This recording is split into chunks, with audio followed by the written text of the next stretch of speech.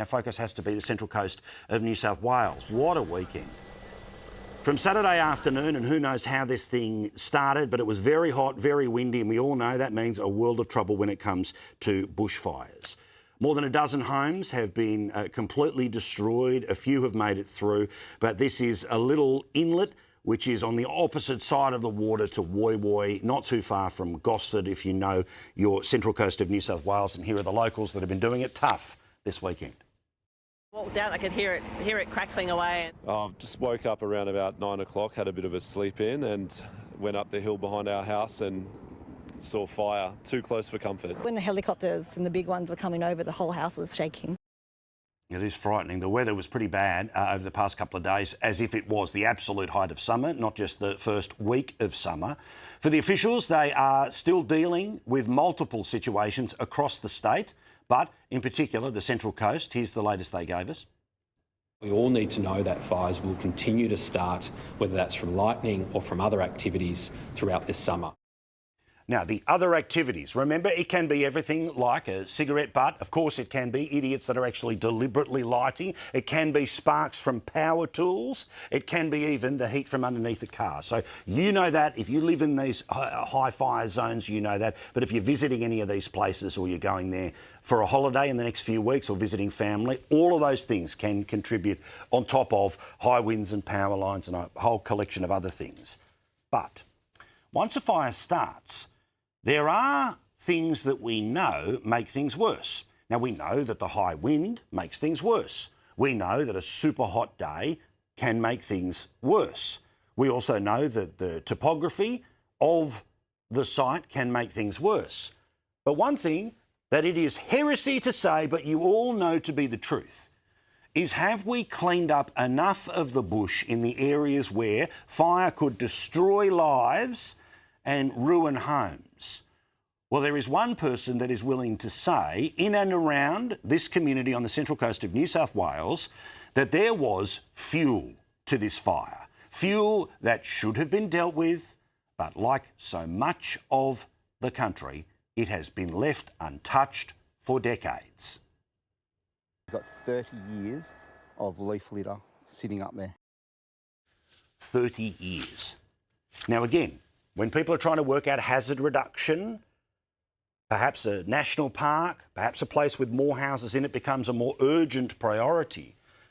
But we are hearing from the leader of the National Party in New South Wales about just how much of a trouble what has not been dealt with thus far in hazard reduction could be if fire comes anywhere near your joint or someone that you love in New South Wales. Gurmish Singh is his name. He's new to the job.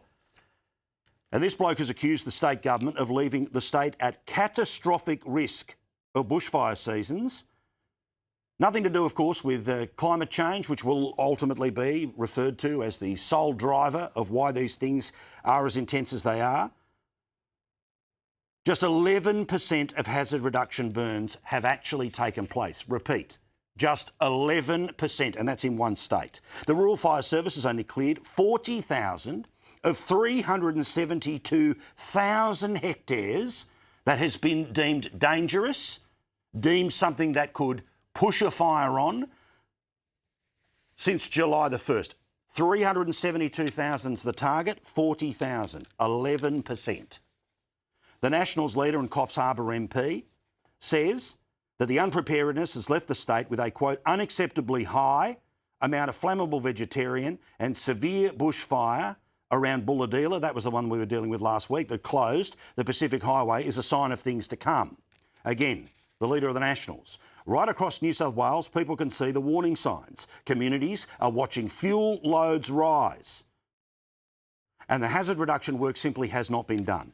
Increased fuel loads and poorly maintained fire trails are dangerous and make it harder for our communities to evacuate and more challenging for crews to gain access during times of emergency.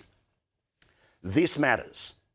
Now, for years, we have talked about this, and for years, I've always tried to get the information before the fire season gets out of control so we know what the targets were and how little they actually achieved. That'll be my homework for the week, to check across all of the states, but according to the Nationals leader, who you would think would know this stuff. It is just 11% of everything that had to be cleaned up ahead of this bushfire season. And of course, the had to clear up is just a small fraction of all of the leaves and dead trees and areas where the greenies say we can't go.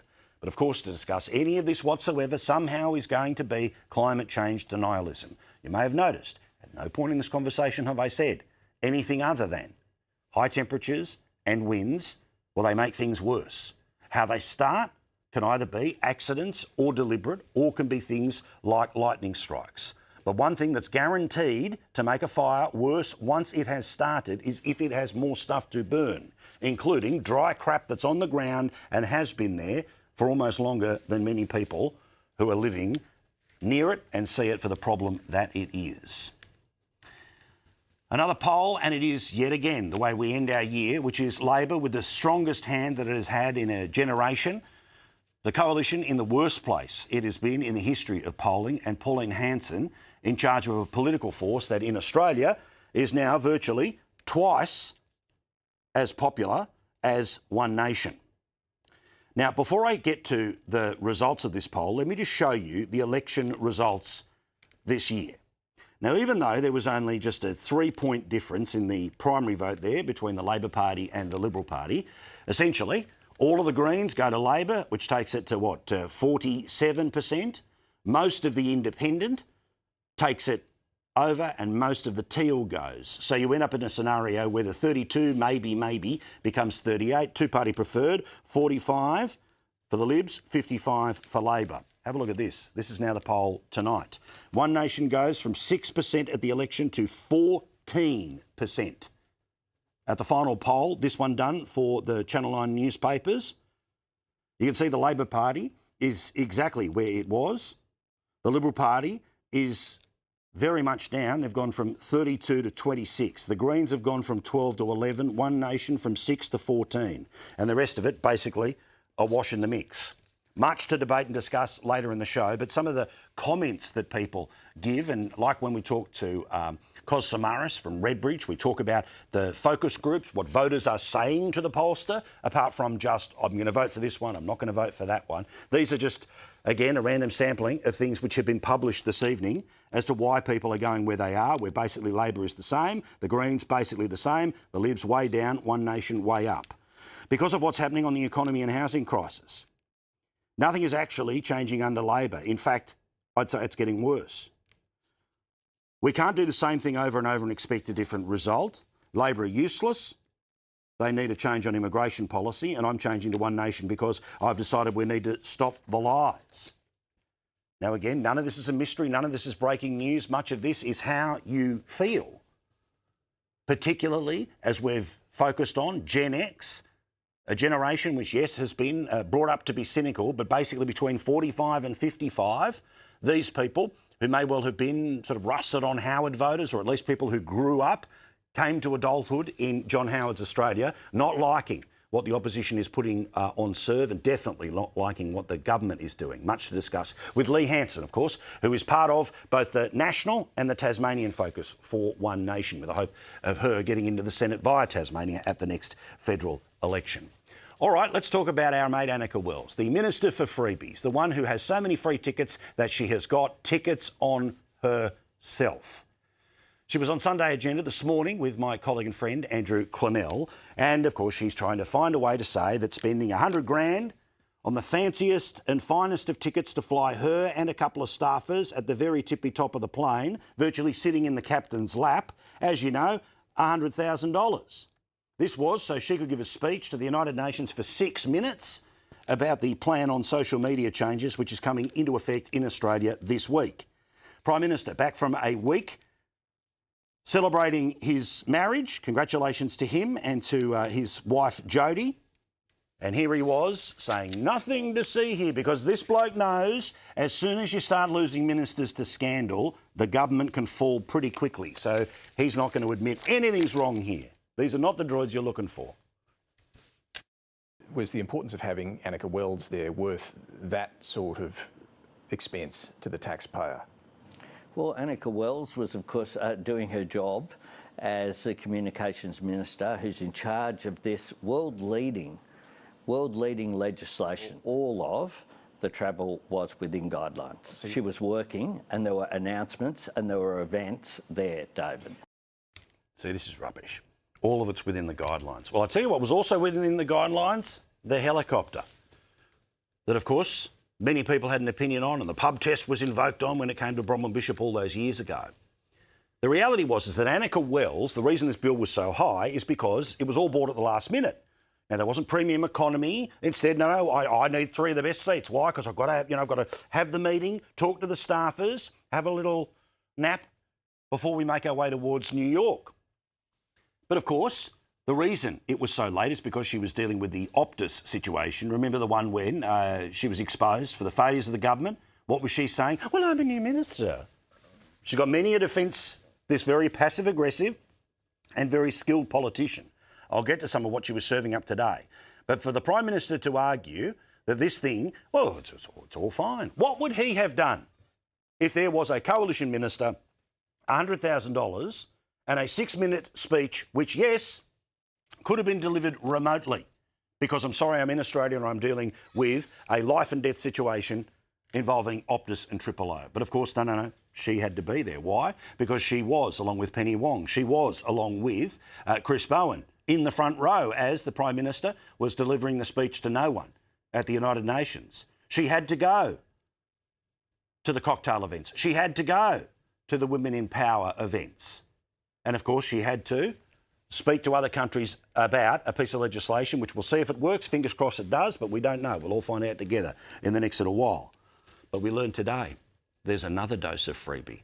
This one was that there was a lot of work to be done, but geez, how convenient that the work was done either side of a trip that included it going to an old Labor mate's birthday. The Communications Minister, Annika Wells, charged taxpayers almost $4,000 for flights, hotels, chauffeur-driven transport, because goodness me, you cannot get a rental car. You wouldn't want to rock up in anything less than the ministerial limousine. For a trip to Adelaide in June, along with official duties, she attended the birthday party of a Labor friend. How convenient that the official duties happened to happen on the Friday before the party on the Saturday. The official duties happened to happen. I mean, who knew the luck of this arrangement? Travel records and Wells' official diary show that she travelled from Brisbane to Adelaide on the Friday. She returned on the Sunday. You see, I've just got some work to do. I've definitely got to be in Adelaide on Friday. Oh, when's the Saturday? You know what? I might be able to turn up. And before I go back and do work in Brisbane, Sydney or anywhere else, I'll just spend Sunday as a travel day. Oh, but I was working because I was on my phone. Honestly. And then there was the family that was brought along to a Winter Paralympics event for a ski weekend in Thredbo. Now, again, all of this is part of the rules, but does this pass anyone's pub test? Not even the ones that make Albo beer. This thing would pass. Well, had been invited by the Paralympics Australia to its Adaptive Festival weekend, which is designed to encourage young people with disabilities to try snow sports. Fine by me that she's there. Why? She's the sports minister, important event.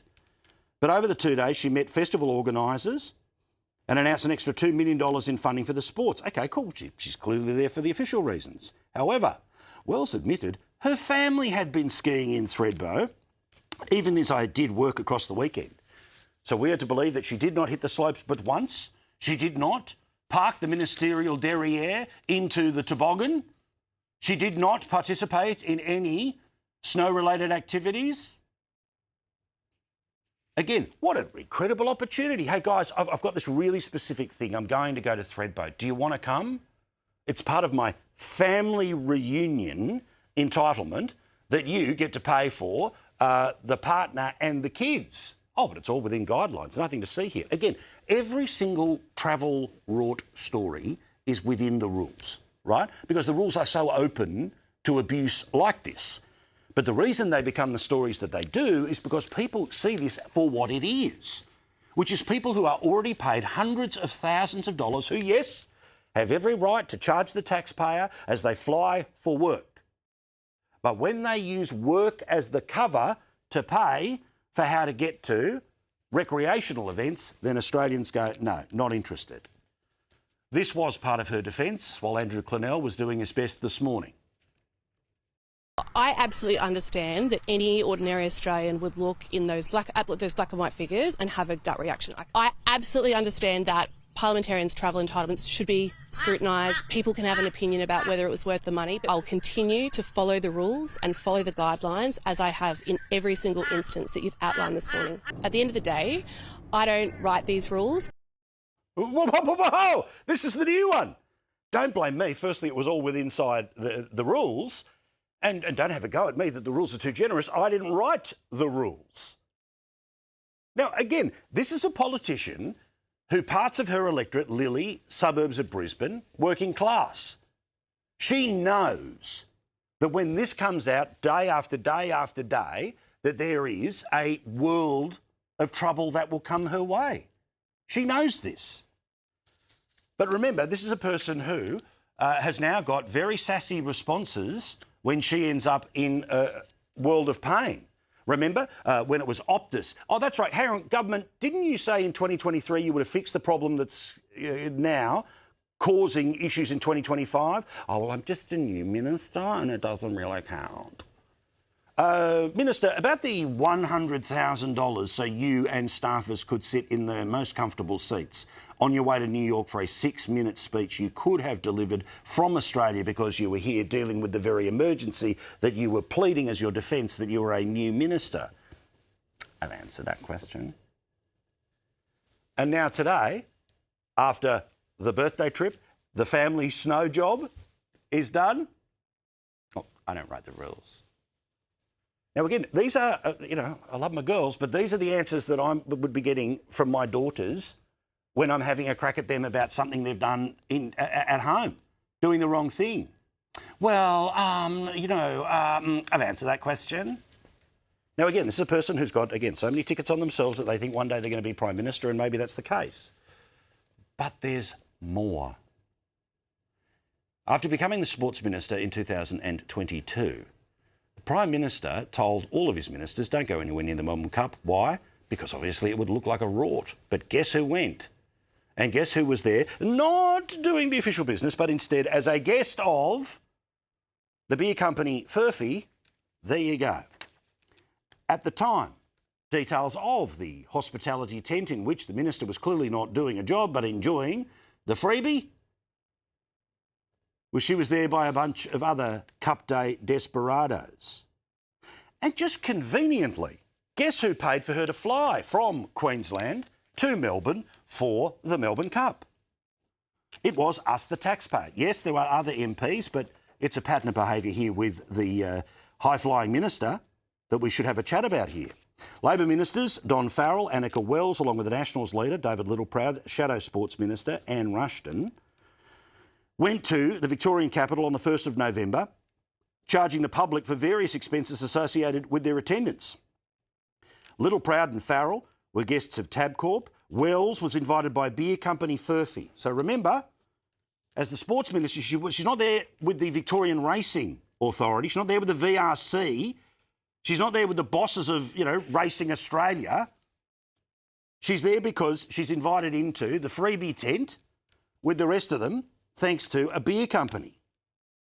Wells and Littleproud used Comcar Transport, charging $244 and $489 respectively. Wells and Farrell stayed in Melbourne for 2 nights, claiming their $928 each was for official duties. Oh, so hang on, so the Melbourne Cup, first Tuesday in November. You know what? I reckon I've got a meeting in Melbourne on the first Monday in November. You know what? Tonight? Okay. I've also got a meeting on the first Wednesday in November. You know what I've got free? The first Tuesday in November. So you know what? I might be able to roll up and have a go. A spokesperson for Wells said that she had appeared at the racing event as the sports minister. The problem is the very same article that says this says Wells was invited by beer company Furphy, not a sporting authority. Instead, just a chance to be in the birdcage with the rest of them. Wells flew out of Melbourne to Brisbane November 2, costing $611. Now again, $600 here, $200 there. Is it going to break the bank? No. But guess what I've got for you? Just some of the gifts that have been registered by this minister. Let's just take a random page, okay? She was invited to the Rugby League World Cup event.